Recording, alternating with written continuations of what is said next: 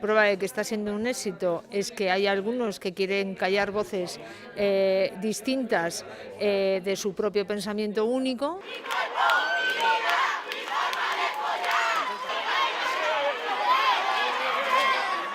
Desde la Fundación Más Vida nos ha parecido lamentable este intento de boicot del ciclo de conferencias que se estaba desarrollando con total normalidad y que el pasado lunes pues, tuvo lugar una conferencia con una asistencia de más de 600 jóvenes, ¿no?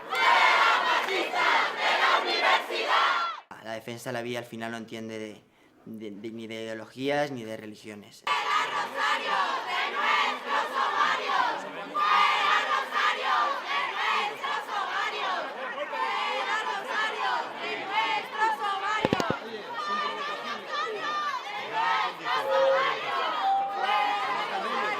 Lo que ustedes han visto fuera no es, afortunadamente, la Facultad de Derecho. Lo que van a ver esta tarde aquí, en este salón de grados, esto sí que es la Facultad de Derecho. Esto es una facultad en la que se organizan muchísimos actos, en las que hay un debate, hay una reflexión, hay una tolerancia y hay un respeto. El que quería haber terminado con este tipo de actos no lo va a conseguir. Si por mí hubiera sido, ni siquiera hubieran entrado dentro de la facultad, porque su lugar no es la universidad, su lugar debe ser otro sitio, extramuros, que quede muy claro.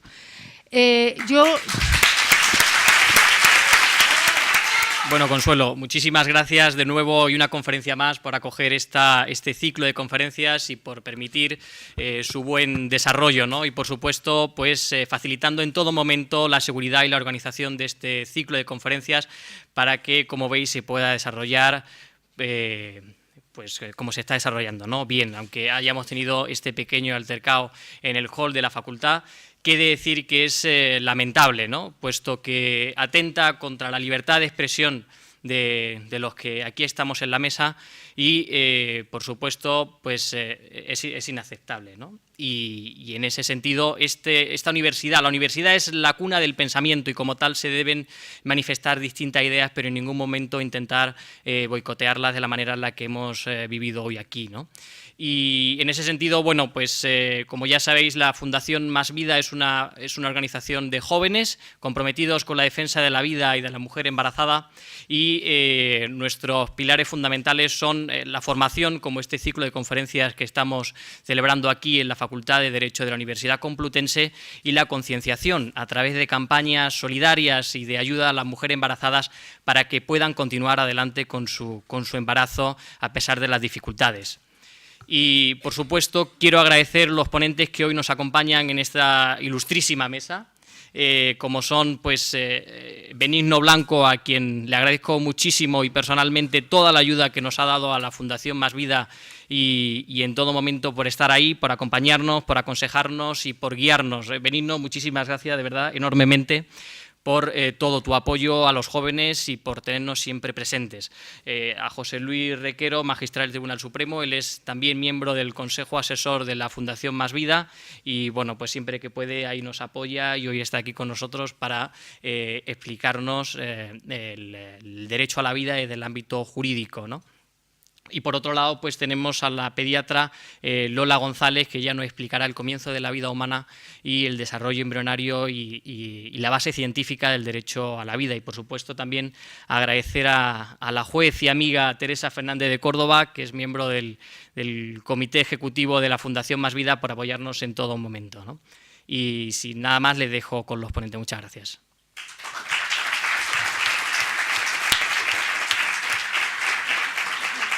Bueno, muy buenas tardes. Me asusta un poco estas expectativas, pero voy a intentar hacer lo que podáis para que paséis un rato agradable también, ¿no?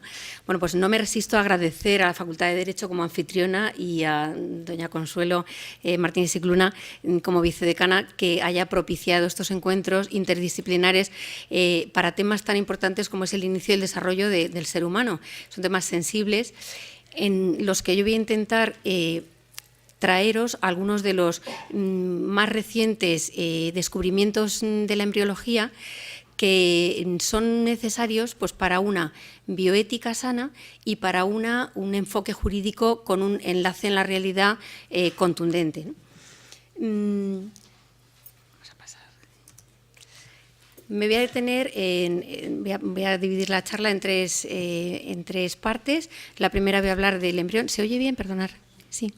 Voy a hablar del desarrollo del embrión, luego hablaré sobre la madre gestante y, por último, qué es lo que sucede con la ruptura del aborto. ¿Qué somos cuando empezamos a ser? Somos un ser unicelular. ¿Cómo se lleva a cabo este proceso, esta iniciación? Pues a través de un proceso que es la fecundación. Es un proceso por el que cada individuo es constituido con una nueva realidad biológica a partir del patrimonio genético de los progenitores. Querría explicar un poquito la fecundación. Bueno, de los millones hay dos gametos, los masculinos y femeninos. De los millones de gametos masculinos que ingresan en el aparato reproductor femenino, solamente unos pocos miles llegan al entorno del óvulo. El óvulo es una célula la más grande del organismo y está rodeada de unos cientos o miles de espermatozoides, de los cuales tan solo uno consigue impactar en esa gran esfera que es el óvulo y con su cabeza, con la cabeza del espermatozoide, tiene unos enzimas que lisan, agujerean materialmente la pared de la membrana del óvulo y consiguen entrar. Este es el inicio de la fecundación, pero no podemos olvidar que es un proceso, inicio de fecundación. Una vez que entra dentro, suelta su núcleo y hace como un blindaje de la pared del óvulo para que no consiga entrar ningún otro espermatozoide, blinda esa pared. Ese núcleo va es un pronúcleo masculino y va aproximándose al pronúcleo femenino, que es el núcleo del óvulo. En esta aproximación se mezclan las dos cargas genéticas y se inicia una primera célula. Una vez que se ha realizado esta unión de las dos cargas genéticas, se inicia una primera célula que no solo es resultado de la mezcla, por decirlo de alguna manera, de los cromosomas o de los genes de los dos gametos, sino que también interviene un material del citoplasma que hablamos de material epigenético. Es decir, no solo es los genes, sino que en la constitución del nuevo ser humano tienen que ver o tiene intervención ese otro material también genético del citoplasma del óvulo, ¿no? Bueno, y cuando acaba el proceso de la fecundación, ya ahí somos una primera célula, que es el cigoto, que es la única realidad biológica capaz de desarrollarse hasta un organismo completo. No se puede confundir ni con los gametos, masculino o femenino, no es una continuidad biológica de ninguna de esas dos células, tampoco es comparable a una célula común de cualquier zona, cualquier parte o tejido de nuestro organismo, ni a un conjunto de células incluso organizadas, formando un tejido. No, es un ser unicelular que tiene capacidad, el único ser unicelular que tiene capacidad de desarrollarse hasta un organismo completo, que es el ser humano en las distintas etapas de su desarrollo. El inicio de la vida, por tanto, es un acto constitutivo, con un comienzo puntual. Ahí en el cigoto somos el minuto cero de nuestra existencia. Y esto pasa pues, como con la fabricación de cualquier instrumento. Esa fabricación tiene un proceso. Hasta que no acaba ese proceso no tenemos ese elemento. Bueno, pues ahora pasamos al embrión, el embrión unicelular, que es el cigoto, va multiplicándose a 2 células, a 3, a 4, a 8, y en el primer día de su existencia ya tiene 4 células. Hay una característica interesante de un descubrimiento de una investigadora, Cernika Goetz, que es una polaca que en este momento está trabajando en el Instituto Oncológico de Cambridge, y hizo un descubrimiento muy curioso y casi de una manera casual. Tiñó, esto es un ensayo en mamíferos, en ratones, tiñó el embrión bicelular, tiñó cada célula con una tinción. Y la célula, a ver si se marca, así, vale. Una de las células, la que tiene más calcio, es la que va a dar lugar a el embrión propiamente hablando, y la otra célula, que tiene menos calcio, va a dar lugar a los envoltorios del embrión, a la placenta, al trofoblasto, al saco amniótico. Esto nos dice que ya desde un principio hay una orientación, hay una planificación, por decirlo de alguna manera, de ese embrión. Aquí ya vemos que esa tinción estaría la célula, una de las células que va a dar lugar a la placa embrionaria, y estas son las otras células que van a rodear al embrión y que van a dar lugar a la placenta. Si me puedes avisar cuando me queden 5 minutos para no... Bueno, aunque el cuerpo va cambiando continuamente a través de las diferentes etapas, se mantiene la identidad corporal por medio de un plan director que son los genes. En cada una de las etapas, el embrión va manifestando o va expresando distintas características, y por eso cada una de las células, aunque tiene la misma carga genética, cada una de las células expresa unas proteínas. Por ejemplo, aunque tenemos la misma carga genética en todas las células, pues el músculo cardíaco tiene unas proteínas determinadas que va a dar lugar a proteína de músculo. Las del hígado, por su parte, de la misma manera, ¿no? Yo creo que me salta alguna, perdonad. Vale, es que me había saltado esta. Bueno, de aquí solo quería comentar que sí que hay una organización interna propia del embrión en el que se ve que ya desde un principio hay una organización interna, una especie de orientación espacial, y que tenemos ya un eje definido desde que el embrión es un ser unicelular. Ese eje viene marcado por el lugar donde impacta el espermatozoide en la célula, en el óvulo, en esa gran esfera que es el óvulo, ¿no? Y ahí marca un eje ventrodorsal que perpendicular a él estará el eje céfalo-caudal. Este es un descubrimiento también interesante, relativamente reciente, y que se pensaba hasta hace relativamente poco que esta orientación espacial iba a desarrollarse mucho más tarde, ¿no? Bueno, pues pasamos a la relación, ya al aspecto de la madre, la relación del embrión con su madre. ¿Qué tipo de relación tienen? De dependencia, lógicamente, porque depende para desarrollarse del entorno materno. Es decir, antes de nacer, en las distintas etapas embrionarias, antes de nacer el embrión necesita de un entorno determinado para seguir subsistiendo. Esto pasa lo mismo en la vida postnatal. Todos necesitamos un entorno determinado con un nivel determinado de oxígeno, de nutrientes, un grado de humedad determinado, y sobre todo en unas primeras etapas del neonato, del bebé recién nacido, necesita para su alimentación absolutamente de todo, ¿no? Bueno, pues aunque hay una dependencia de la madre, hay también una autonomía. ¿Por qué decimos que hay una autonomía? Porque tiene inscrito en su interior, en sus genes, la posibilidad de desarrollarse de una manera autónoma. Hay diferentes organismos, el de la madre y el del hijo, y en este caso el del hijo se aloja dentro de la madre, ¿no?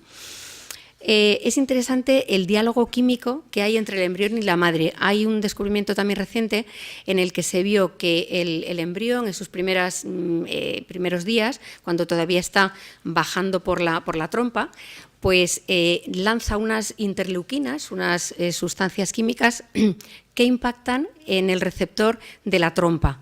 La trompa es un elemento muy importante para la nutrición del embrión, se ha comprobado. Esto de una parte, y de otra parte manda unas señales al cuerpo lúteo, al ovario.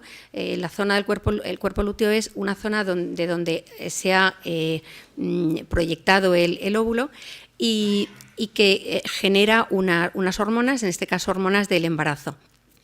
Estas hormonas nos servirán para que el embrión vaya con un movimiento determinado, no muy rápido, para llegar al útero cuando el endometrio está en una fase suficientemente engrosada como para poder anidar y para poder enraizarse. Cuando no hay esta conexión hormonal, el embrión llega mucho más pronto, porque la trompa, que es un órgano hueco que tiene una musculatura, va como proyectando el embrión y llega con una velocidad pues inadecuada para poder anidar, ¿no? Por otra parte, hay una tolerancia inmunológica por parte de la madre, ya que son dos seres distintos, dos seres con dos cargas genéticas diferentes, y por otro lado también con unas proteínas distintas, con lo cual la madre tendría teóricamente que rechazarlo como un elemento extraño, ¿no? Y lo que hace es una especie de sordera selectiva para que no resulte extraño el embrión en su interior y poderle acoger y mantenerle con vida.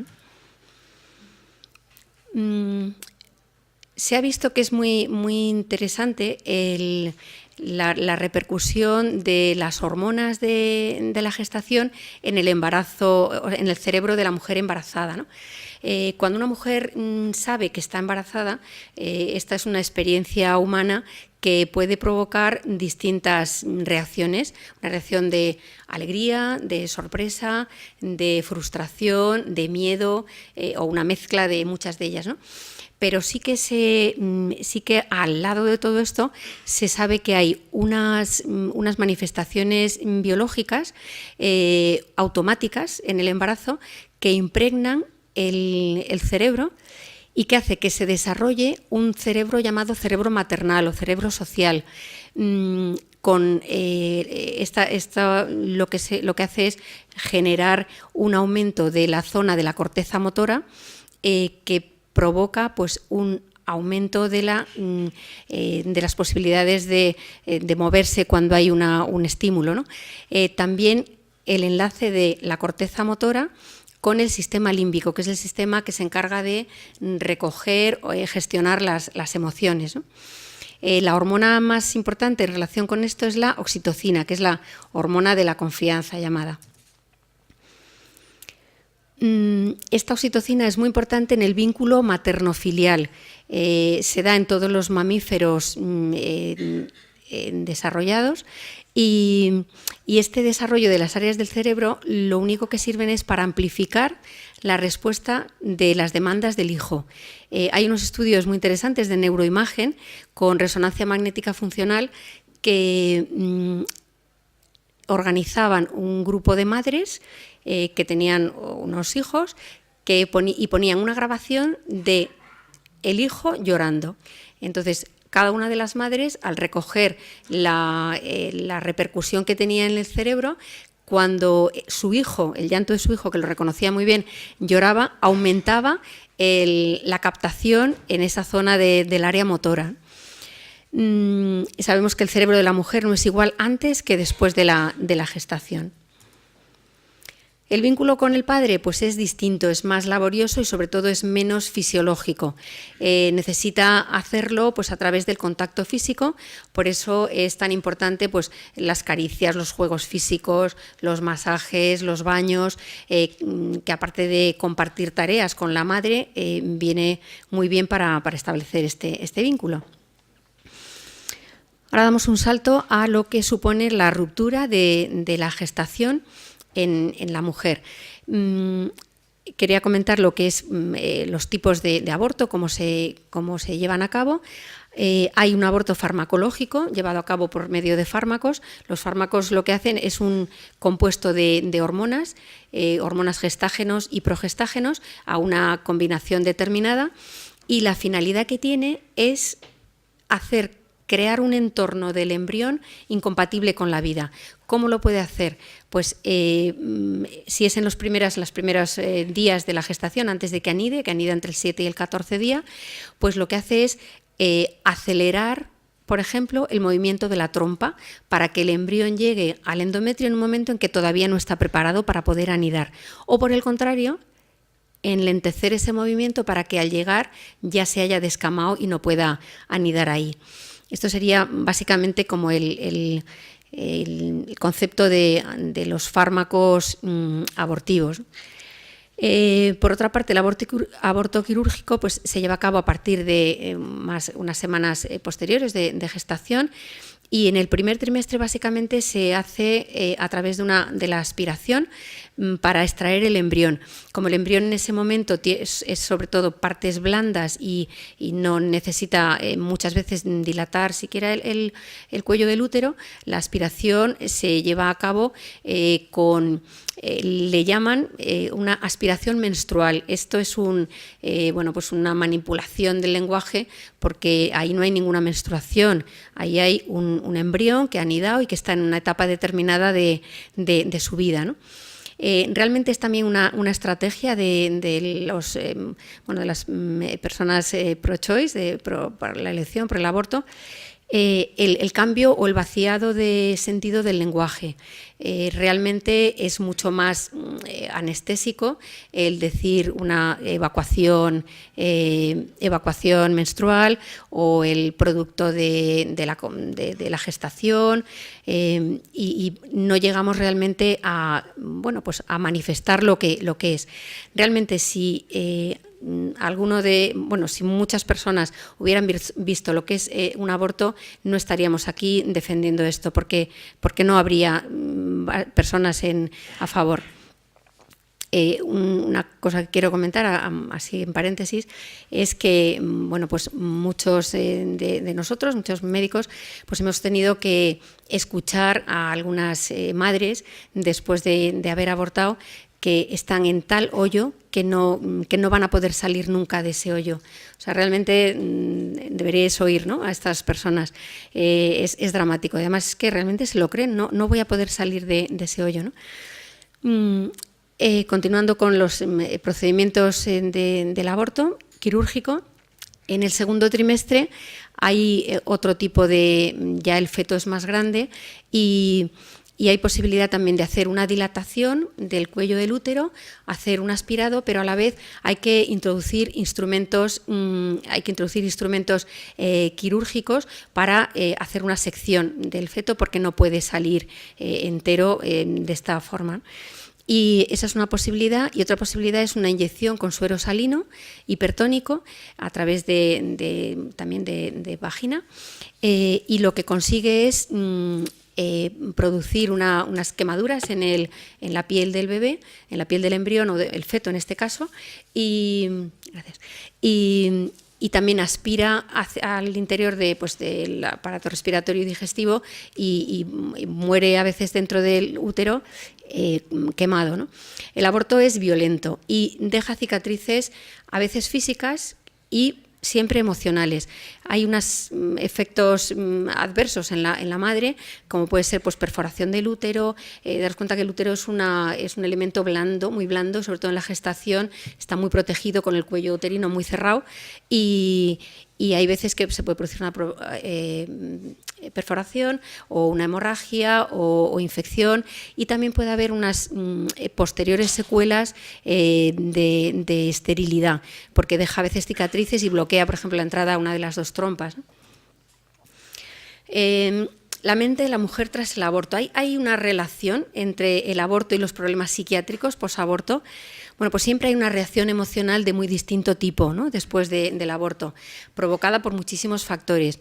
Uno de los factores que es de más peso, más importante, es el factor debido a mecanismos fisiológicos, porque ese vínculo de apego que habíamos comentado que tenía la madre bruscamente cae.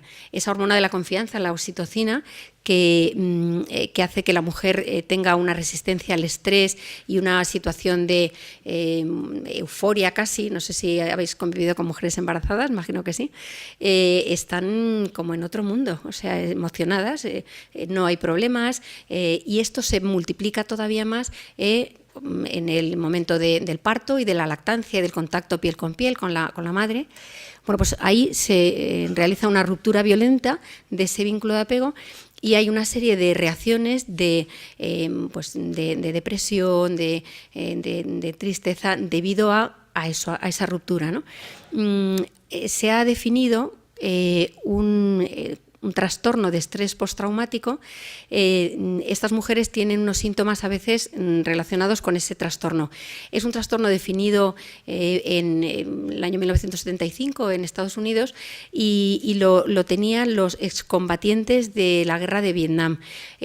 Tenían depresiones, tenían reideación de lo que había sucedido, y en la mujer a esto se añade la nostalgia del hijo, a veces el remordimiento de lo que han hecho, muchas veces empujadas por un entorno hostil, ¿no? Luego, una cosa que preocupa también es la tasa del suicidio femenino. Se ha hecho un estudio y el suicidio femenino es mucho menos frecuente que el masculino. Haciendo un estudio de los suicidios femeninos se vio que un porcentaje relativamente considerable de mujeres que se habían suicidado tenían antecedentes clínicos de un aborto, ¿no?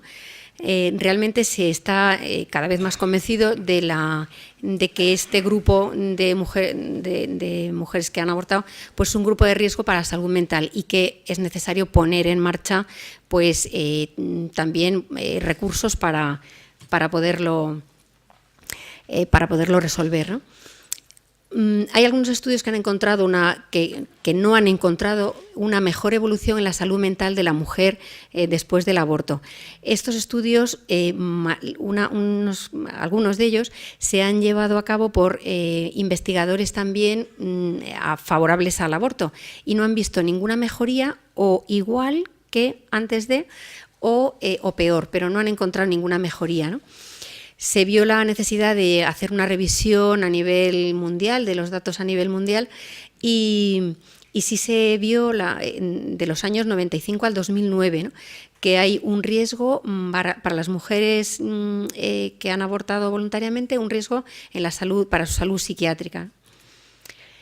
Bueno, en la ley del aborto actual de España hay un artículo que para nosotros, para los clínicos, pues es bastante desolador, porque una de las cosas que dice es textualmente esto: los datos identificativos de las pacientes serán separados de los datos de carácter clínico relacionados con la interrupción voluntaria del embarazo.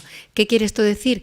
Que no vamos a tener ninguna posibilidad de hacer un seguimiento ni estudio epidemiológico de las mujeres que hayan abortado, porque hay un descabezamiento, que nosotros llamamos así, de la historia clínica. O sea, solo tenemos el abortado, ha habido estas complicaciones, pero no podemos estudiarla, ¿no? El aborto por causas médicas, bueno, pues como saben, uno de los artículos dice que no se debe superar las 22 semanas de gestación y que a partir de ahí, hablando de aborto de causas médicas, que también es pues un artificio esta palabra, ¿no? Este es un feto de 20 semanas, ¿no? Una ecografía 3D, bueno, pues eso también nos dice mucho, ¿no? El desarrollo. Y también cuando se detecten anomalías fetales incompatibles con la vida, se puede abortar hasta incluso el final, ¿no? Nuestro feto, el feto es un paciente. Si es un feto enfermo, es nuestro paciente enfermo y se debe diagnosticar, tratar y paliar, en todo caso de que no podamos curar, las consecuencias de su enfermedad. Sí que es importante que cada vez haya más equipos, más grupos de personas que hacen terapias perinatales.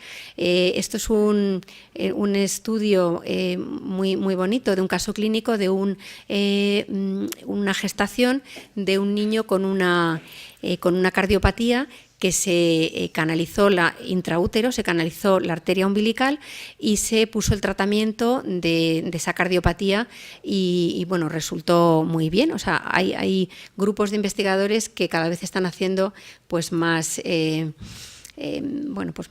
estudios en este sentido, ¿no? Hay se me ha borrado la otra, pero hay unas convenciones sobre derechos de los discapacitados en los que en ningún caso se puede discriminar por el hecho de serlo. Para terminar, comentar que la información biomédica se hace muy necesaria a la sociedad y a quienes tienen responsabilidades sociales. y que las próximas generaciones nos reclamarán la responsabilidad que tuvimos de decir lo que sabemos, que es mucho, para que se empiece el cambio hacia una mentalidad de respeto y protección por el ser más vulnerable, que es el ser humano dentro de su madre, en el viaje más peligroso de su vida. Y eso es todo lo que quería decir. Muchas gracias. Mi agradecimiento a la vicedecana por acogernos en esta facultad, que siempre es un honor venir a lo que siempre ha sido y espero que siga siendo el templo de la libertad, de la razón y de la palabra, donde la fuerza nunca puede acallar las razones, ni el insulto ocultar el argumento, porque esa es la esencia de la universidad. Y felicito a los organizadores del acto porque me parece muy bien el diseño que han hecho, porque para cualquier reflexión ética o jurídica o política, antes hay que empezar por saber de qué estamos hablando. Y por lo tanto, cuando afrontamos los problemas derivados del juicio ético sobre el aborto o del juicio jurídico que debe hacerse sobre el aborto, lo primero es preguntarse de qué estamos hablando. Y la respuesta no la da ni la ética ni el derecho, la da la ciencia. Es la ciencia quien tiene que decirnos de quién, en este caso de quién estamos hablando, porque es un miembro de la especie humana. Si no fuese un miembro de la especie humana, los juicios éticos y jurídicos podrían ser distintos. Pero si es un miembro de la especie humana, prácticamente el debate está concluido. Porque parece evidente que los miembros de la especie humana somos una realidad valiosa. Esto no se puede demostrar, pero si no fuese así, toda nuestra civilización carecería de fundamento ninguno. No se podría fundar ni el concepto de dignidad humana, ni defender ningún derecho humano. Y esto tiene mucho que ver con la definición de lo que es la ética. Y voy a perder un poco de tiempo en explicar ante ustedes qué es la ética, dado que me toca hablar de la dimensión ética de la defensa de la vida, porque habitualmente ese término hoy día se usa muy carente de contenido o de fundamento. Hay mucha gente hoy día que piensa o habla como si la ética fuesen una serie de principios vagos escritos en las nubes, no se sabe muy bien por qué, para amargarnos la vida a los demás. O gente que cree que la ética son unos códigos atávicos, tribales, bíblicos, que se han transmitido por la historia con formulaciones más o menos discutibles y que no se sabe por qué tienen que vincularnos a nosotros. Y la ética no es ni una cosa ni otra. Ni la ética son códigos, normas o decálogos, ni la ética son principios vagos escritos en las nubes. ¿Qué es la ética? La ética es la interacción entre la libertad humana y el bien existente. Donde se encuentra la ética no es en los códigos ni en las nubes, se encuentra donde opera la libertad humana. El ser humano, porque es libre y es patente, no voy a perder el tiempo ahora en demostrar lo que somos libres, tiene capacidad de tratar bien lo bueno existente, tratar mal lo bueno existente, tratar bien lo malo existente. Esa es la esencia de la ética, usar la propia libertad cuando interrelaciona con lo bueno existente para tratarlo bien. Y la falta de ética es tratar mal a partir de nuestra libertad a lo bueno o bien a lo malo. ¿Y por qué podemos hablar los seres humanos de bien y de mal? Porque somos racionales. Los seres humanos podemos conocer con certeza en qué consiste todo lo que existe. Saber qué son las cosas, qué somos nosotros, qué es un ser humano. Con fronteras siempre de incertidumbre intelectual, la ciencia por eso avanza y no está congelada en el tiempo, pero podemos conocer con certeza lo que existe y en qué consiste. Porque las cosas que existen consisten en algo. Porque estamos en un mundo razonable y en el cual, por tanto, nosotros que somos racionales podemos conocer con certeza, reitero, lo que existe. Podemos conocer qué es un ser humano, eso que los clásicos llamaban la naturaleza humana. Y la ciencia nos ayuda mucho, gracias a Dios, a avanzar en el conocimiento de las fronteras de la vida. Durante miles y miles de años los seres humanos no sabíamos dónde surgía la vida, cómo surgía exactamente y en qué momento la vida humana. Sabíamos que después de tener relaciones sexuales, al cabo de unos meses nacen los niños, pero este proceso maravilloso de la fecundación no lo conocíamos.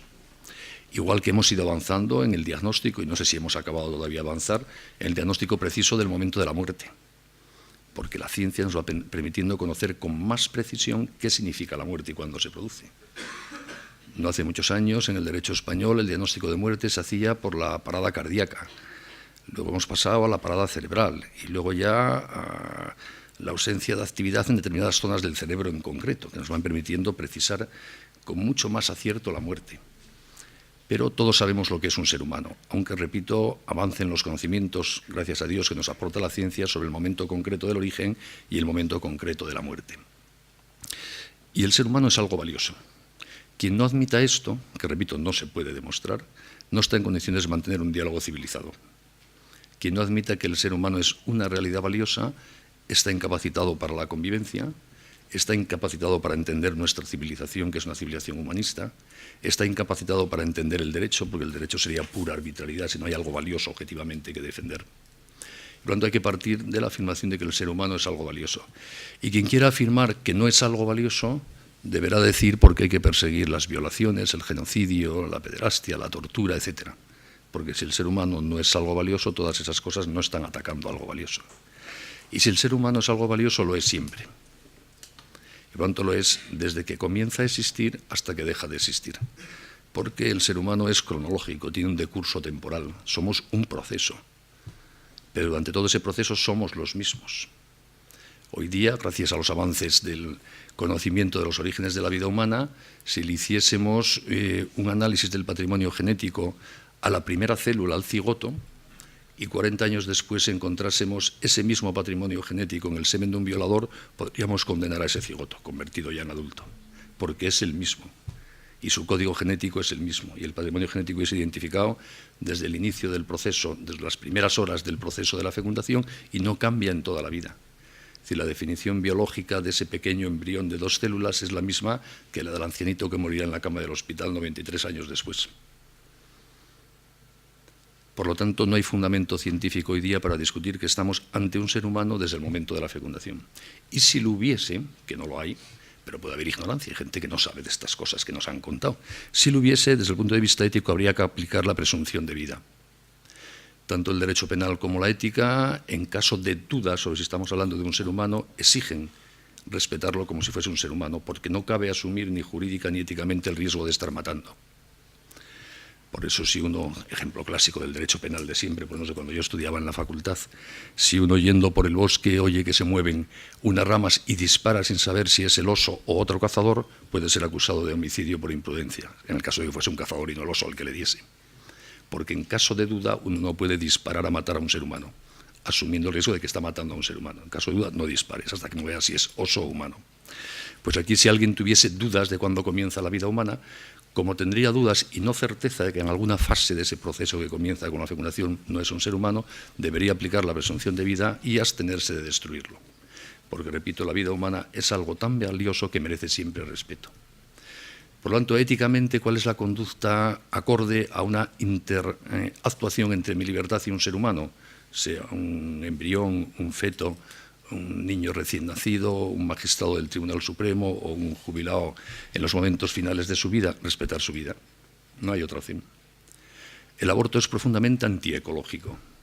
Probablemente sea lo más antiecológico que está sucediendo en este planeta en este momento.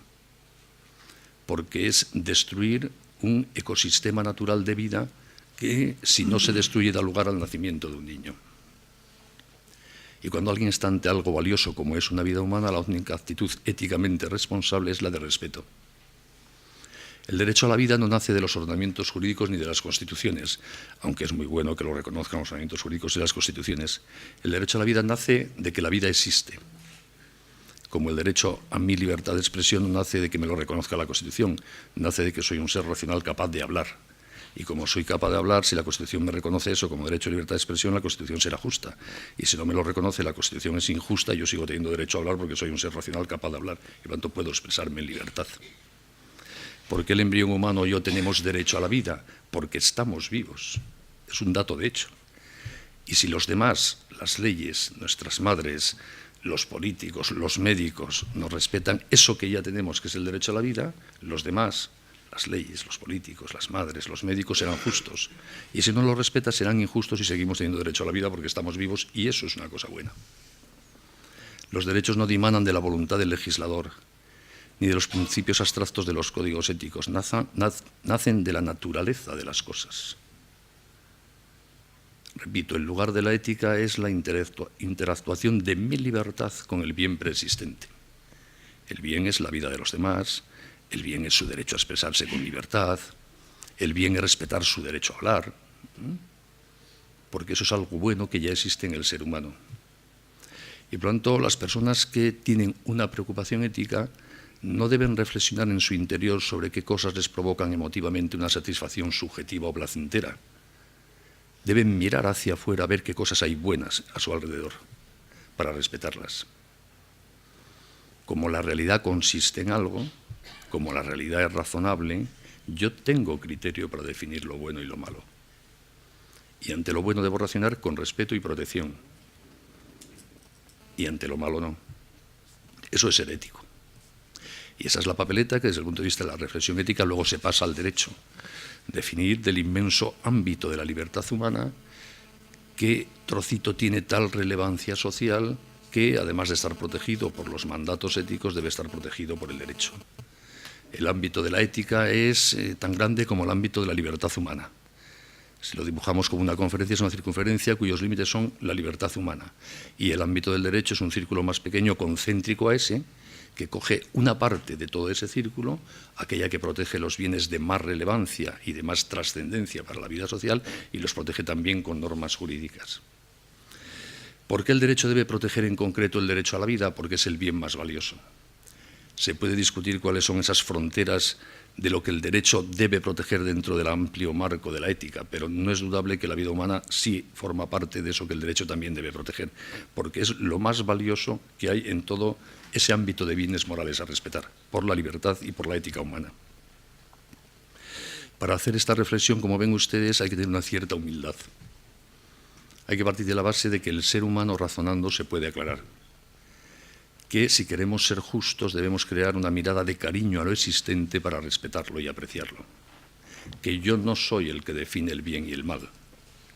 Aprendo qué es bueno y qué es malo mirando a la realidad de las cosas.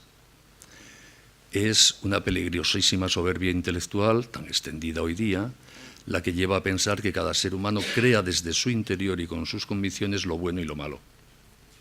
Entre otras cosas porque si fuese así no podríamos compartir ese juicio sobre lo bueno y lo malo. Si cada uno de nosotros fuese la fuente de la definición de lo bueno y lo malo, no habría otro parámetro para definir lo bueno y lo malo que las apetencias de cada uno. Y ya sería casualidad que coincidiésemos dos. Eso está pasando a nuestro alrededor.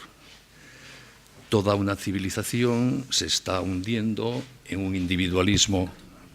Toda una civilización se está hundiendo en un relativismo, individualismo moral, porque hemos empezado a pensar que no es posible dialogar con certeza sobre lo bueno y sobre lo malo, que ese es el terreno de lo subjetivo, de lo arbitrario, de lo no comunicable. Claro que podemos dialogar con certeza para acceder a la verdad 2, 4 y 50 millones de personas, porque la verdad es objetiva, el bien existe, y por lo tanto podemos conocerlo todos. Es más, nos podemos ayudar dialogando a conocerlo, porque nos aportamos datos, experiencias, reflexiones, puntos de vista, criterios que van enriqueciendo el de todos. Por eso en democracia es posible el diálogo no para llegar al consenso, sino para descubrir juntos la verdad de las cosas, para descubrir juntos qué es bueno y merece siempre respeto. Lo contrario es una abdicación de la razón que degrada el clima moral de una sociedad.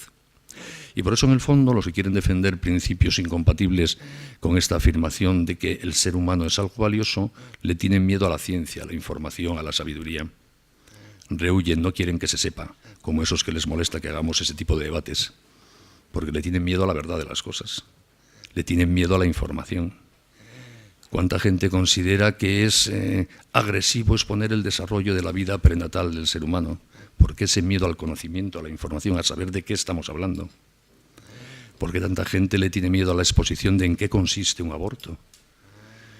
Cuando un ser humano racional lo que debiera saber es de qué está hablando, para poder opinar, precisamente. Pero si hay ciencia, si hay información, si hay constancia, si hay visión de aquello que estamos hablando, se impone la realidad inmediata de que la vida es algo valioso que merece siempre respeto. Y eso, repito, no porque esté en un código, no porque alguien haya dicho no matarás, sino porque la vida es valiosa. La moral es la interactuación de mi libertad con el bien existente. Y así vamos identificando ese bien y como regla mnemotécnica, para recordárnoslo a todos, para transmitir esa sabiduría moral a veces costosa a las nuevas generaciones, formulamos reglas y decálogos. Pero la ética no consiste en esos decálogos, consiste en respetar cada uno en el uso de su libertad lo bueno existente como bueno que es. Y luego, repito, lo formulamos en una regla, no matarás. Pero no es la regla la ética. La regla es una manera de transmitir el conocimiento, de recordarnos esa vieja sabiduría sobre lo humano que aprendemos con la exigencia concreta de responsabilidad en el uso de la libertad de cada uno. Por eso la defensa de la vida es una responsabilidad de todos, porque todos interactuamos con las vidas de los demás. Todos podemos poner nuestra libertad al servicio de la defensa de la vida o de lo contrario, porque todos, repito, nos relacionamos con otras vidas. Y por eso la situación de dependencia no genera un poder de abuso o destrucción, como es la relación madre-niño en el seno materno, sino al revés, genera una responsabilidad. Porque depende de mí algo valioso, estoy obligado a cuidarlo. Si dependiese de otro, yo no estaría obligado, pero como depende de mí, yo estoy obligado a cuidarlo. Y por eso el derecho nos impone la obligación, si nos encontramos con un suicida, de intentar que no se mate. ¿A quién le impone esa obligación? Al que está allí y puede evitarlo, al que no está allí, no. Para la reflexión humanista clásica, la dependencia de otro, que deriva de la edad, de la enfermedad, lo que genera es una especial obligación de cuidado y no un derecho a destruir o atacar. Es una visión bárbara, sería esta última, de lo que es la interrelación entre dos seres humanos. Y por eso es tan espontáneo que, y la bioquímica de la relación entre el embrión y el cerebro de la madre opera en esa línea, como nos ha explicado la doctora, es tan espontáneo que en principio surja esa obligación de cuidado convertida en un sentimiento de protección. Por eso la maternidad implica en principio protección. Y por eso la oxitocina, de la que nos han hablado, facilita que el cerebro de la mujer esté en tensión para cuidar y para querer. Todo esto que estamos diciendo, repito, no son reglas abstractas escritas en una nube, es mirar lo que pasa en la realidad de las cosas. Hay que mirar la realidad de las cosas. Tenemos, cada uno de nosotros y nuestra civilización en su conjunto, que dejar de mirar las nubes, la reflexión abstracta sobre sentimientos subjetivos, dejar de buscar consensos arbitrarios y mirar cada vez más y con más respeto la realidad de lo existente. Eso es la verdadera ecología, la ecología de la vida. Mirar sin miedo a la vida y decir, porque eres valiosa, te respeto. ¿Que eso no me apetece? ¿Que eso me supone responsabilidades? ¿Que eso a veces es costoso? Por supuesto. ¿Y qué? Casi todo lo valioso en la vida es costoso, por supuesto. Pero la gente que tiene una exigencia interior ética sabe que hacer el bien, aunque sea costoso, merece la pena, porque es lo que nos hace buenos. Los romanos definieron, y con esto voy a hacer ya una reflexión jurídica para pasarle el tema al experto en derecho, los romanos definieron la justicia, así lo escribió Ulpiano y nos lo conservó escrito Justiniano en el Digesto, como dar a cada uno lo suyo. Si justicia es dar a cada uno lo suyo, quiere decir que hay un suyo de cada cual que es de él antes de que se lo demos, y que además es la vara de medir de nuestra justicia. Por ejemplo, es el suyo de cada cual la vida que tiene, y el respeto a esa vida es la vara de medir de mi justicia. Si yo le reconozco, le respeto, le doy al ser vivo humano la vida que tiene, yo soy justo. Si yo destruyo o ataco la vida que ya tiene ese pequeño ser humano, yo soy injusto. Por tanto, la vara de medir de lo justo y lo injusto no soy yo, es mi respeto a lo bueno, a lo justo natural. Como ven ustedes, esta no es una afirmación específicamente cristiana, procede de la vieja cultura romana. Ya Hipócrates lo incorporó al juramento correspondiente que debían hacer los médicos. Y además, esta actitud mental de razonamiento sobre lo existente y de respeto a lo que captamos como bueno en la realidad es el fundamento de la cultura occidental. Occidente es una cultura que se basa en el respeto a la razón. Eso nos distingue del resto de las culturas.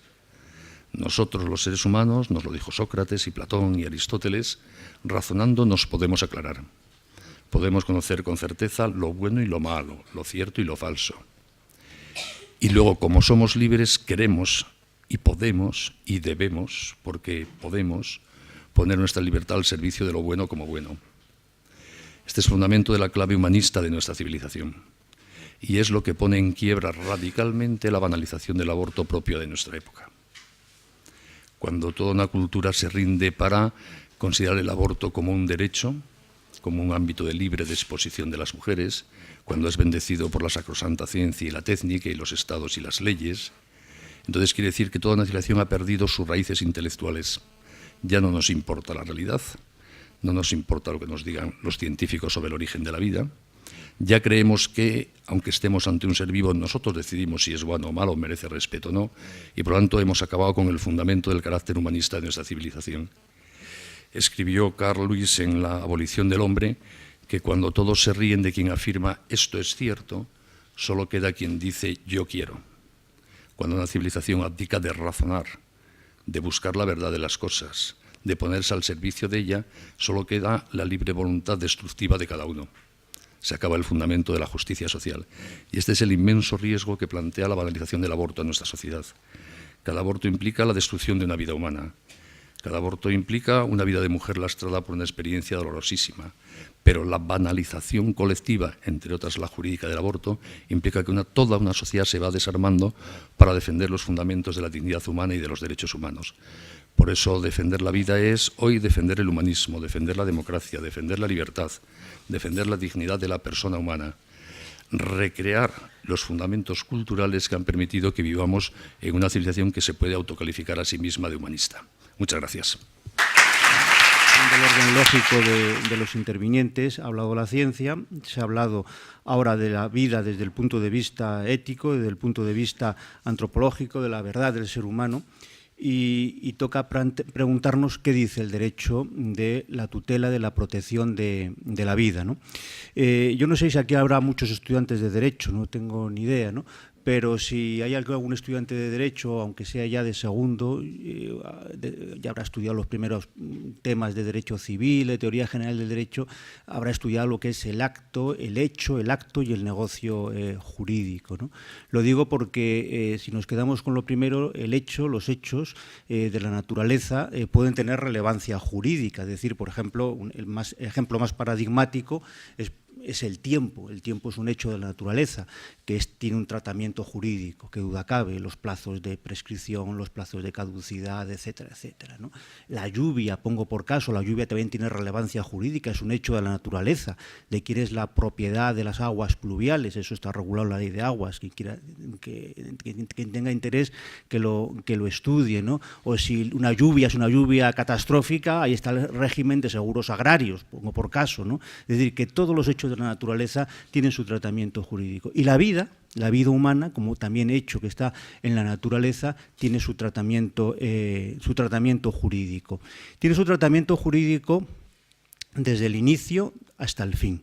Y como ha dicho antes Benigno, la vida humana es una realidad única que pasa a lo largo de diversos estadios, podríamos decir. Hay un hecho, por supuesto, determinante, fundamental, que es el nacimiento, pero la vida humana comienza en un determinado momento y acaba en un determinado momento. Y si en ese curso se interrumpe, pues esa vida ha finalizado. Por tanto, de esto va de suyo que si a los minutos de producirse la gestación de un ser humano se interrumpe, pues ese curso ha quedado abortado desde el primer momento, ¿no? En este sentido, a veces se pierden las cosas, ¿no? Echar mano, yo, como estudié en un colegio de dominicos, pues me hablaban mucho de Santo Tomás y de Aristóteles, de la filosofía aristotélico-tomista, ¿no? Y siempre me acuerdo que el profesor de filosofía nos hacía mucho hincapié en la distinción, en algo básico y fundamental, que es la diferencia entre la sustancia y los accidentes. La diferencia entre la sustancia y los accidentes. La sustancia es lo que es en sí y no en otro, y los accidentes es lo que es en otro y no es en sí. Pongo por caso, el color blanco pues está en esta hojita, está en la sal que yo me echo en los alimentos, está en el azúcar, está en la nieve, pero el color blanco en sí mismo, como tal, tiene que estar en algo para que tenga esa entidad, ¿no? ¿Qué quiero decir con esto? Lo que tiene entidad, por tanto, es el azúcar, la sal, la hoja de papel, etc.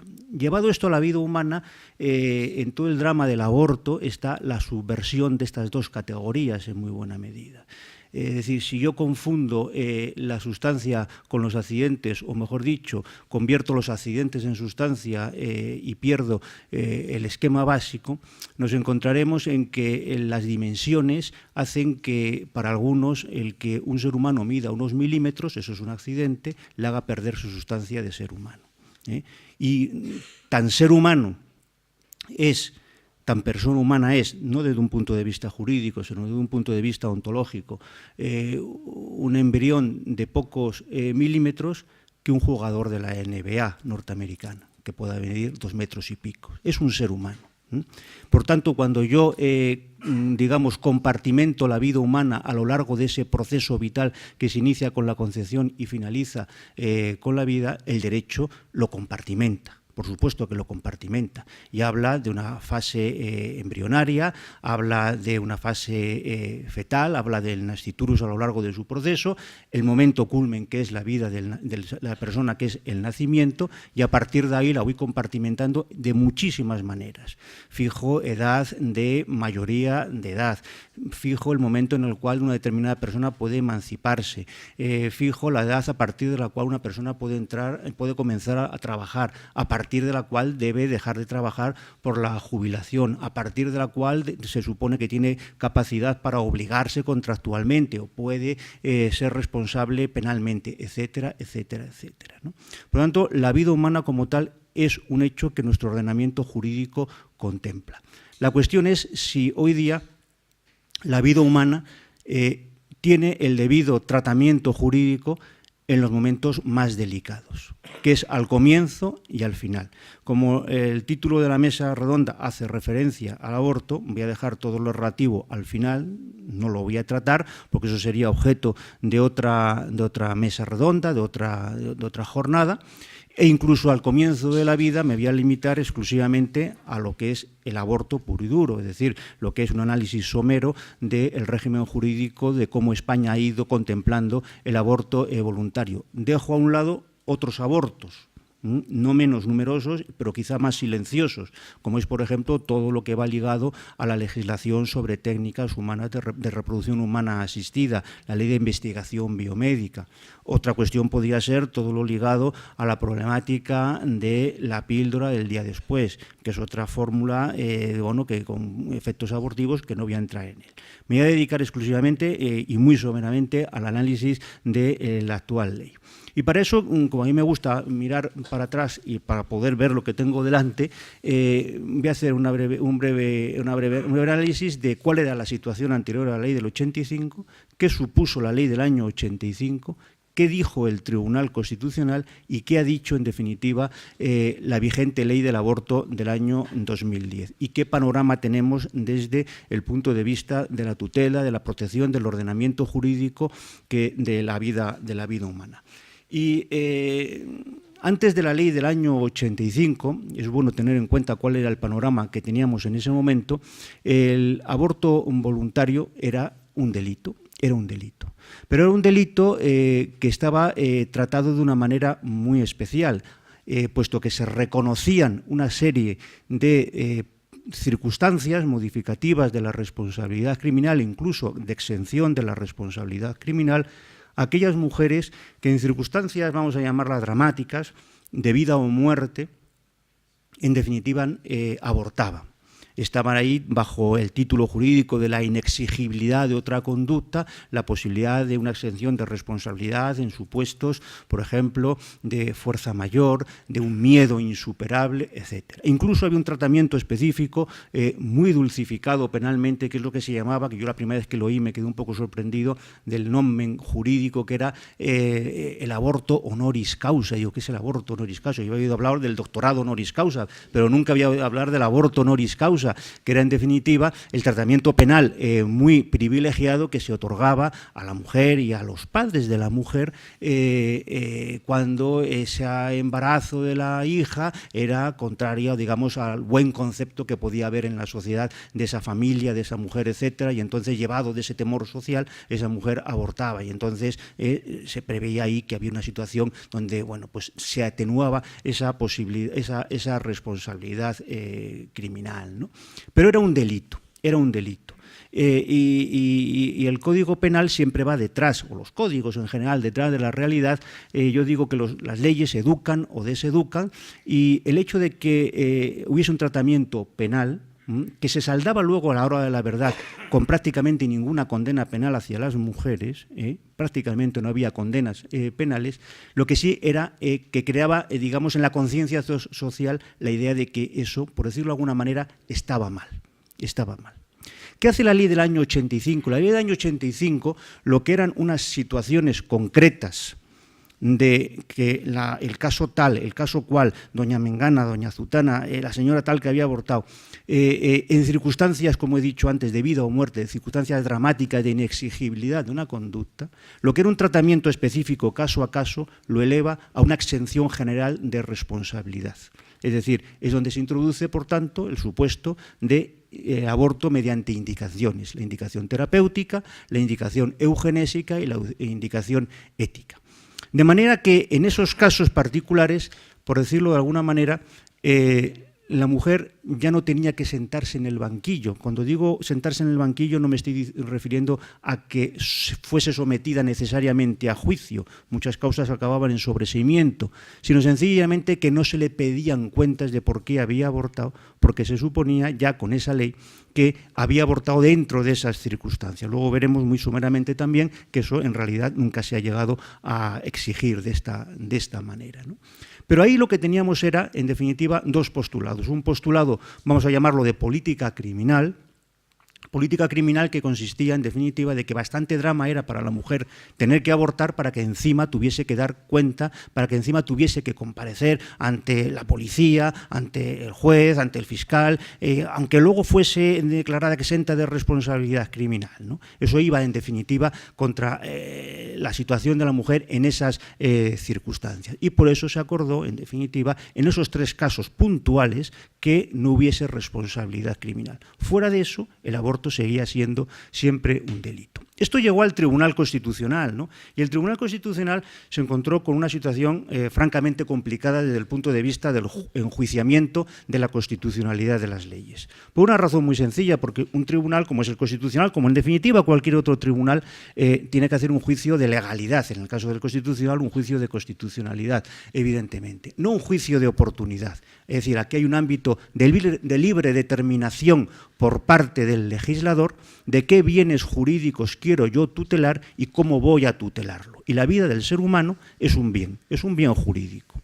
Entonces el Constitucional dijo, vamos a ver, la vida del no nacido, el nasciturus en definitiva, no es persona a los efectos constitucionales, es decir, no está contemplado dentro del artículo 15 de la Constitución, todos tienen derecho a la vida, ahí no está el nasciturus, pero es un otro respecto de la mujer, es un otro respecto de la madre, la vida de ese nasciturus es digna de protección, es en definitiva un bien jurídico, es un bien jurídico y el Estado tiene que protegerlo.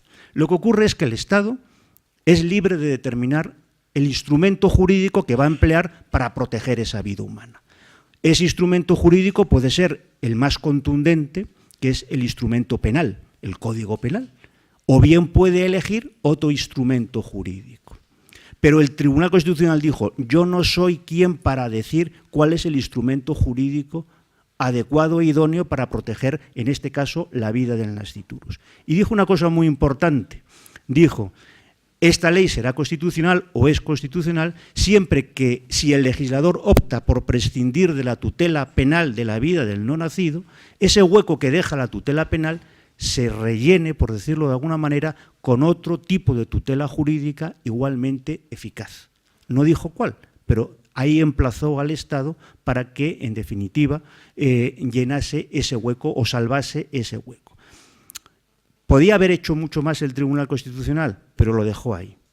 Por lo tanto, ese es el esquema que contempló el Tribunal Constitucional. Y también dijo otra cosa, que a la hora de determinar la constitucionalidad del sacrificio de la vida del no nacido, eran las indicaciones que estaban en esa ley las únicas admisibles, lo cual va a tener luego, creo yo, algún tipo de peso cuando el Tribunal Constitucional, algún año de estos, se decida a resolver el recurso de inconstitucionalidad que tiene todavía pendiente.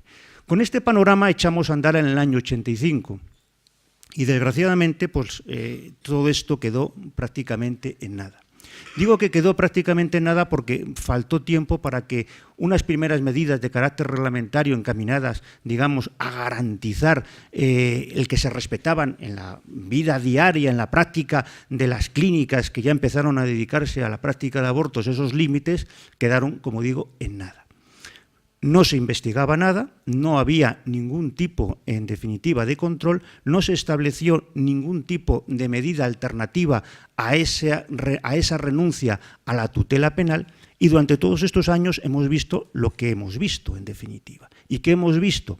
Pues hemos visto que el aborto legal, al amparo de la ley del año 85, ha sido un negocio fructífero para las clínicas abortistas.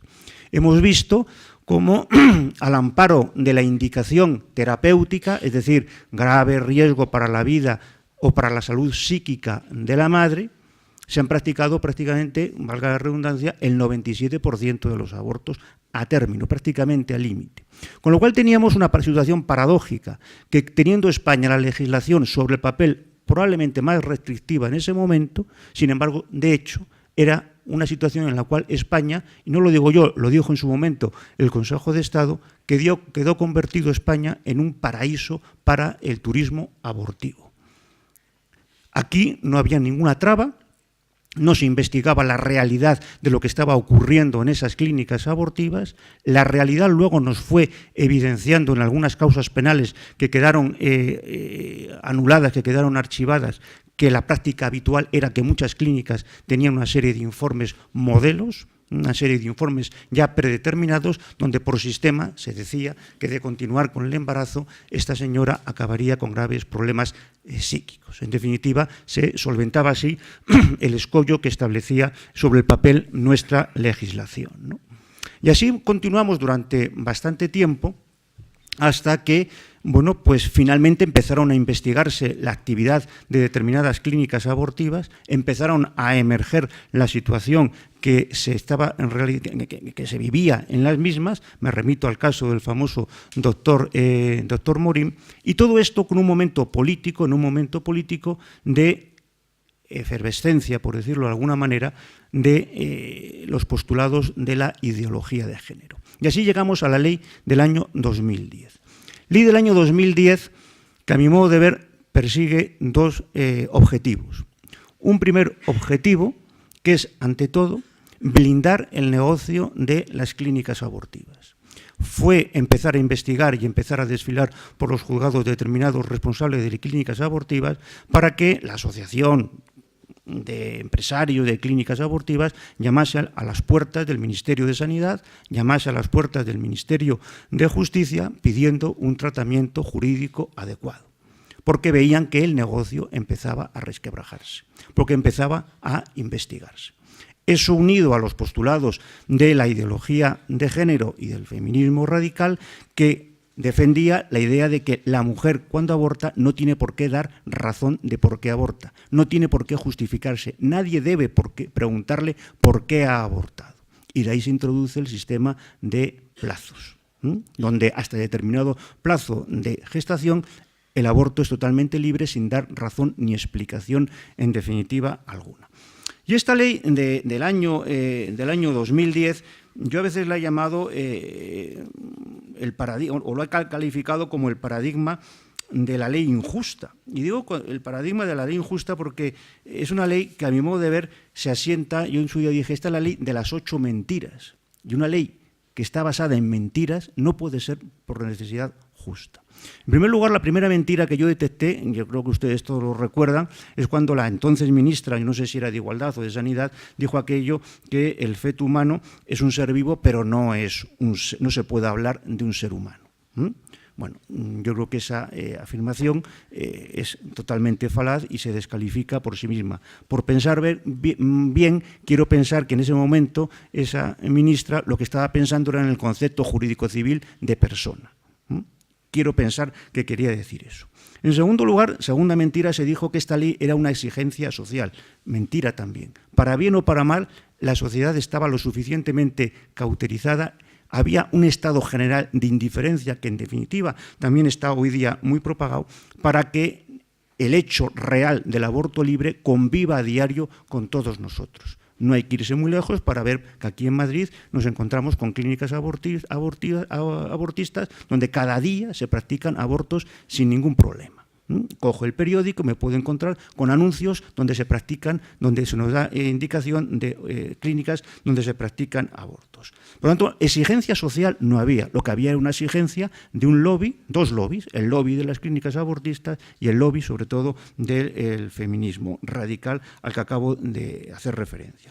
En tercer lugar, se dijo, esto es una exigencia de seguridad jurídica. Mentira. La seguridad jurídica implica la certeza de las consecuencias jurídicas de mis actos. Los responsables de las clínicas abortistas no pueden o no podían reclamar, de hecho lo reclamaban, un estado de seguridad jurídica porque no sabían a qué atenerse. Oiga, la ley estaba muy clara.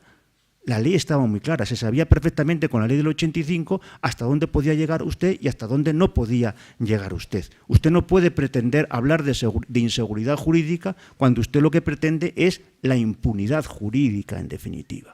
O por decirlo de otra manera, es como si mañana el sindicato de atracadores, si es que existiese, reclama seguridad jurídica. Oiga, es que yo necesito seguridad jurídica porque si resulta que atraco una gasolinera me pueden detener. Oiga, claro, es que esto está incumpliendo el Código Penal, esto está cometiendo un delito. Eso no es inseguridad jurídica, eso es la consecuencia jurídica de tus actos, ¿no? En cuarto lugar, otra mentira decía, esta ley vino precedida, voy siguiendo la exposición de motivos, digo, está precedida de un debate social. No hubo ningún debate social, hubo una pantomima, por decirlo de alguna manera, de debate social con la constitución de una subcomisión en el Congreso de los Diputados, donde, curiosamente, aparte de que se celebró a puerta cerrada, todos los testimonios contrarios a esa nueva legislación quedaron oportunamente ocultados y sin ningún tipo de publicidad. En quinto lugar, esto es una mentira que ya aquí se ha tratado, que es probablemente la más grave de todas. Esto es una ley encaminada a defender y a proteger a la mujer. Después de la vida que se destruye, que es la vida en el nasciturus, la siguiente damnificada indudablemente es la mujer. Es la mujer la que sufre la presión del hombre. Es la mujer la que sufre la presión de su entorno familiar. Es la mujer la que es coaccionada muchas veces a abortar. Y en definitiva es la mujer la que queda convertida en coartada de un feminismo radical que la toma como pretexto para imponer sus postulados. Yo por eso sostengo que en realidad este feminismo no deja de ser sino una especie de marca blanca, de segunda marca del machismo más recalcitrante, que estratégicamente desentiende de toda responsabilidad al hombre y todo el peso de esa normativa que deja en la mujer, como aquí se ha dicho, yo no voy a repetirlo, unos traumas de por vida, exclusivamente la hace a ella depositaria de las mismas. De manera que eso de que se defienda a la mujer es probablemente la mentira más trágica de esta ley. En quinto lugar, se dice que se ejerce un derecho. A mí esto personalmente, como jurista, lo que más me repugna. Yo conozco a muchos de los que formaban parte del Ministerio de Justicia, tanto a los diferentes ministros como altos cargos del Ministerio de Justicia, algunos compañeros míos, y yo de verdad me siento avergonzado. Es decir, que tú seas, no voy a decir lo que, catedrático, magistrado, lo que sea, y o has intervenido en una ley que dice que se ejerce un derecho cuando una madre mata al hijo que espera, eso es aberrante. Por lo tanto, no se puede decir bajo ningún concepto que se ejerce en este sentido un derecho. En séptimo lugar, otra mentira más. Se decía, es que se nos quiere homologar, con esta ley nos homologamos a nuestro entorno jurídico. Mentira también. Es decir, no había ninguna, en materia de tratados internacionales, de tratados respectivos referentes a los derechos humanos, ninguno establece como tal el derecho al aborto. Ni tampoco demanda, ni es un mandato jurídico de algún convenio tratado que haya firmado España, del que se deduzca imperativamente que España deba incorporar este tipo de derecho a nuestro ordenamiento jurídico. Habrá declaraciones programáticas o recomendaciones, pero jamás un mandato jurídico para que España así lo haga. Y luego, en octavo lugar, ya acabo con las mentiras, bueno, ¿qué es constitucional? Bueno, yo lo que es constitucional o no, francamente yo ya no me atrevo a decir que es constitucional o no, ¿no? El Tribunal Constitucional tiene ahí un precedente clarísimo del que se deduce, a mi modo de ver, que un sistema de plazos es contrario a la doctrina que se asentó en el año 1985, pero ya a partir de ahí yo ya no aventuro nada. El Tribunal Constitucional puede decir que los tiempos han cambiado, que la mentalidad social es otra, que hay una aceptación social, es decir, puede encontrar escapatorias para justificar que el legislador, desde su legítima disposición, pueda cambiar, en definitiva, la orientación de nuestro ordenamiento jurídico. En consecuencia, a mi modo de ver, esta es una ley paradigmática de lo que se puede calificar como ley injusta. Si una ley, yo sigo con concepción tomista de lo que es la ley, la ordenación de la razón al bien común promulgada por aquel que tiene a su cargo el cuidado de la sociedad. Desde luego, formalmente es legítima, ha sido promulgada por el que tiene a su cargo el cuidado de la sociedad, que es en definitiva el legislador. Pero es una ley ordenada al bien común, ¿no? Es una ley ordenada a satisfacer unos postulados, repito, de carácter ideológico, unos postulados en los cuales, y es curioso, en esta ley para nada aparece la mención a la vida humana, ni siquiera al aborto. Todo queda subvertido en un derecho, que es un derecho de nuevo cuño, en el cual se introduce lo que antes era el aborto, que son los derechos de salud reproductiva y sexual, y por tanto no figura para nada ni se deduce de la misma los postulados de esa definición de la ley, de la ordenación de la razón al bien común, ni siquiera, como acabo de decir antes Benigno, la ordenación racional de la razón, valga la redundancia, sino más bien los intereses, repito, ideológicos y pecuniarios de determinados grupos, ¿no? ¿Qué hacer ante todo este panorama? ¿Qué puede hacer el ordenamiento jurídico, ¿no? Bueno, pues el ordenamiento jurídico, si nos dejamos llevar por un positivismo sin más, será lo que diga el Boletín Oficial del Estado en cada momento, ¿no? Y por tanto, habrá que pensar o hay que confiar en el futuro en un cambio normativo, ¿no? Hoy día, al día de la fecha, en lo que se refiere a la vida humana, en los momentos, como he dicho antes, más delicados, en concreto al comienzo de la misma, a mi modo de ver, la vida humana está desprotegida. La vida humana no es un bien jurídico, como dijo en su momento el Tribunal Constitucional, sino que eso solamente es una especie de subproducto jurídico a disposición del consumidor. A disposición, en definitiva, de lo que se quiere hacer en cada momento. Yo puedo coger embriones humanos y congelarlos, puedo coger y destinarlos a la experimentación, puedo coger un feto humano y aniquilarlo sin ningún problema. Todo queda a disposición, en definitiva, de la persona interesada en cada momento. Y lo que es hoy por hoy la vida al final, ya veremos qué nos deparan los próximos años en lo que se refiere a las iniciativas que se van pactando en los últimos meses, ¿no? Vamos a ver, respecto de lo que puede hacer el ordenamiento jurídico, como he dicho, puede hacerse lo que quiera, lo que queramos. Es todo cuestión de voluntad, en este caso política. Y desgraciadamente ya sabemos cuál es el panorama actual desde un punto de vista de las previsibles o posibles iniciativas legislativas. ¿Va a haber algún cambio hoy día jurídicamente hablando, legislativamente hablando, mejor dicho, en esta materia? Pues honradamente, salvo que alguien me convenza de lo contrario, yo no veo en este momento ambiente para un cambio normativo a favor de la vida del no nacido. Es más, incluso de alguna manera las circunstancias pueden incluso empeorar, ¿no? Por otra parte, tenemos que el ordenamiento jurídico siempre va detrás de la realidad, siempre va detrás de la realidad.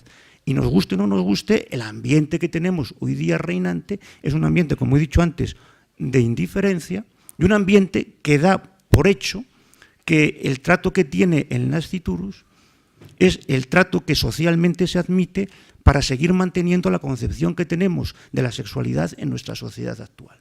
Es, por tanto, un peaje que la sociedad está dispuesta a pagar, que cada día, cada año, se destruyan 100 o 150.000 vidas humanas legalmente para mantener esa manera de concebir la sexualidad. Y repito, me estoy refiriendo solamente al aborto legal de la ley del año 2010, no me refiero a otros abortos.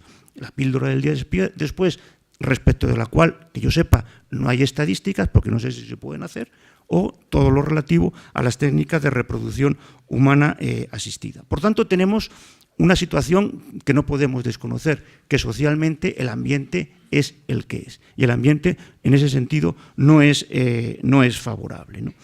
Ahora bien, también tenemos a nuestro favor otras cosas, otras circunstancias. Uno, que la naturaleza humana acaba revelándose y que la realidad antinatural de que una madre acabe con la vida voluntariamente, acabe con la vida del hijo que espera, eso es algo tan antinatural que con el tiempo irá produciendo una reacción. Estamos, por decirlo de alguna manera, en una carrera maratoniana, una carrera de resistencia, y que habrá que esperar que la sociedad, bueno, pues vaya girando, vaya cambiando.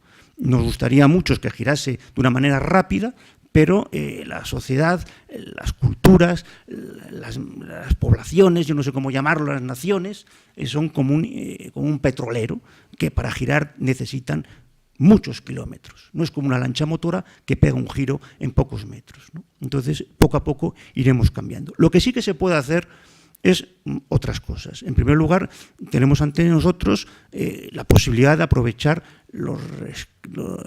las rendijas que nos da el ordenamiento jurídico. Y ya tenemos ahí la realidad de entidades que se dedican a la protección, al auxilio, a la ayuda de madres en situaciones delicadas, en situaciones que fuera de esas ayudas estarían abocadas al aborto. Por tanto, tendremos que plantearnos una situación paradójica con el paso de los años, que sobre el papel podamos tener una legislación tremendamente permisiva, pero no renunciar jamás al objetivo de que pese a esa legislación permisiva se consiga hacer una tarea donde el aborto quede reducida en la medida de lo posible a su mínima expresión, porque abortos, desgraciadamente, existir siempre van a existir, pero no desde la banalización que hoy día tiene la vida del nasciturus, ¿no? Y en ese sentido, ya digo, en su momento, y eso Benigno puede hablar mejor que yo, hubo un proyecto de ley donde, bueno, en su fase, sobre todo, voy a decir fase embrionaria del proyecto de ley, en su fase de borrador, pues si bien se volvía de alguna manera a la ley del año 85, ahí se diseñaban muchas medidas de tutela de la vida del no nacido. La tutela de acompañamiento, por decirlo de alguna manera, de asesoramiento a la madre en situaciones delicadas, informarla adecuadamente de cuáles son las consecuencias de un aborto, las alternativas que tiene frente a ese paso.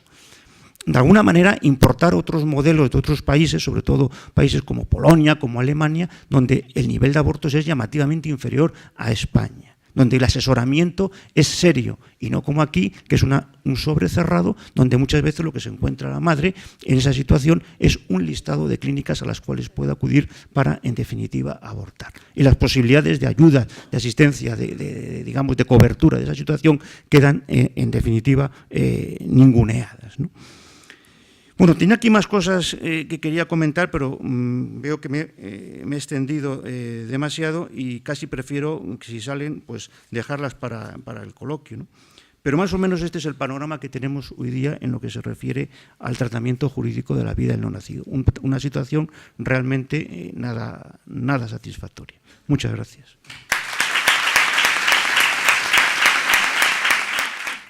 Si los políticos percibiesen que para una masa cuantitativamente relevante de los votantes en el mercado electoral este tema fuese muy importante, habría más diputados pro vida en el Parlamento. ¿Tienen su responsabilidad? Muchísima. ¿Tenemos nosotros como ciudadanos mucha, probablemente más todavía? Creo que sí. En todo caso, cuando uno convive con una ley injusta, y la humanidad ha convivido habitualmente con leyes injustas, la esclavitud hasta antes de ayer, lo que hay que hacer es asumir cada uno su responsabilidad. Podemos dedicar un minuto al día a quejarnos de los políticos, pero dediquemos el resto de las 24 horas a defender nosotros la vida. Porque podemos defender la vida. José Luis Requero lo ha dicho, podemos salvar vidas concretas ayudando a madres concretas a que superen las circunstancias que le plantean la tentación de abortar. ¿Que no lo hace el gobierno? Pues podemos hacerlo nosotros. Y se logra, la experiencia de Red Madres, sabéis, es que de cada 10 mujeres que conectan con esa red de voluntariado que está discutiendo las mujeres, 8 no abortan. Es decir, si fuésemos capaces de despertar en cientos de miles de españoles que dicen defender la vida, esa mentalidad Red Madre de preocuparse de las embarazadas en situación problemática que hay a su alrededor, probablemente podríamos reducir en varias decenas de miles el aborto. Por lo tanto, critiquemos a los políticos, pero asumamos nuestra responsabilidad. Y luego coadyuvemos al cambio cultural que permita que un día haya una mayoría política de nuevo sensible con la vida. Las revoluciones del siglo XXI ya no se van a hacer de arriba a abajo como las del siglo XVIII, se van a hacer de abajo a arriba. Los que hoy somos una minoría, porque lo somos, debemos recrear una mayoría, ayudando a que cada vez más cabezas se convenzan de que el aborto es una barbaridad, y cuando seamos de nuevo una mayoría podremos exigir a los políticos que nos respeten como mayoría. Por lo tanto, tenemos todos, aparte de criticar a todos los políticos todo lo que queramos, que es justo hacerlo, podemos hacer mucho nosotros en el ámbito de la responsabilidad de cada uno en una sociedad libre para coadyuvar a que el clima de banalización del aborto se reduzca y a que desaparezcan abortos concretos con nombres y apellidos de madres concretas a nuestro alrededor. si el ser humano ha sido creado y amado por Dios, obviamente eso le da un valor a todo ser humano. Pero si meter a Dios en esta batalla, y como argumento que debiera ser válido para cualquiera, crea en Dios o no, está la constatación que hacía Dostoyevsky, ¿no? Es decir, que si negamos la verdad de las cosas, todo está permitido. Quien no reconozca que los seres humanos somos todos valiosos no tiene argumento para castigar la violación. Objetivo ninguno. Ni para castigar el abuso de los niños, ni el asesinato, ni la esclavitud. Entonces, como esa no es una conclusión aceptable para nadie, supongo que ni para Stalin, hay que afirmar que la contraria es la válida, que todo ser humano es valioso. Ahora, también es verdad que precisamente porque la ética está, como dije, la interactuación entre la libertad humana y el bien, está por el juego la libertad humana y con ella somos capaces de hacer muchas tonterías.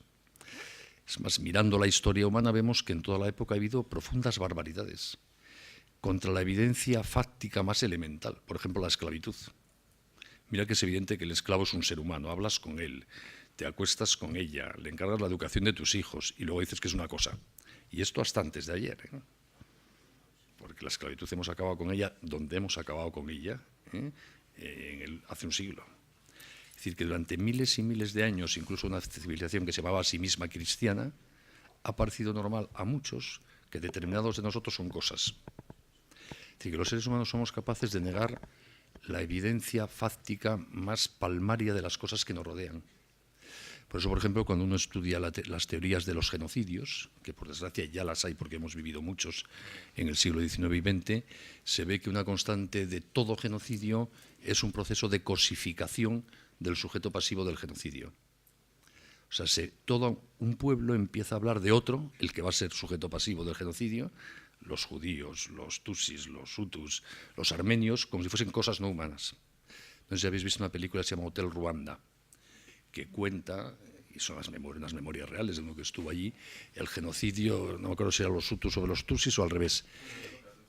Pues se ve cómo empiezan a hablar de los tutsis como cucarachas. En la radio no había televisión, en la radio no se habla de los de la otra tribu, se habla de cucarachas. Este país tiene demasiadas cucarachas, hay que pisar cucarachas, las cucarachas nos están invadiendo, y cuando acabáis viendo a los tutsis como cucarachas puedes matarlos por millones. Lo mismo pasó en la Alemania de los años 30 con los judíos. Se les deshumanizó, raza inferior, no humana. Está en la escala de la evolución de los humanoides, pero no ha llegado a humano. Entonces, cuando te convences de que no son humanos, puedes matarlos en frío. Y por eso hoy día, para banalizar el aborto, hay toda una desinformación organizada para presentárnoslo como no humano. Y por eso hay miedo a la ciencia, al conocimiento real.